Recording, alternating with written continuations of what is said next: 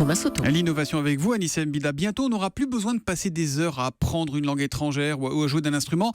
En fait, on pourra se télécharger les compétences directement dans la tête. Oui, alors ça, c'est vraiment magique. Imaginez, on analyse ce qui se passe dans la tête des meilleurs pilotes d'avion. Et puis, on vous met un casque sur la tête. Vous ne savez pas piloter, mais on va vous stimuler le cerveau avec exactement les mêmes signaux qu'on a observés chez un professionnel. Et qu'est-ce qui se passe ? Eh bien, vous apprenez 2 fois plus vite à piloter.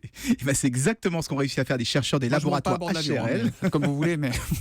Ils ont fait ça sur un simulateur de vol. Accélérer l'apprentissage des élèves pilotes avec une sorte d'encéphalogramme de pilote professionnel. On se croirait vraiment dans un film de science-fiction, là, pour le coup. C'est sérieux, ça, vraiment ? Oui, c'est très sérieux. Leurs travaux ont été publiés dans une revue spécialisée sur les neurosciences. Et puis, l'étude a été réalisée sur 2 groupes. Un sur lequel on a utilisé un placebo et l'autre sur lequel on a vraiment stimulé le cerveau. Et c'est évidemment ce groupe qui a appris beaucoup plus vite. Alors maintenant, l'objectif, c'est de télécharger directement les compétences dans le cerveau sans passer par la case apprentissage. Là, et on pourrait apprendre n'importe quoi de cette manière ? Je vais enfin parler correctement anglais, par exemple.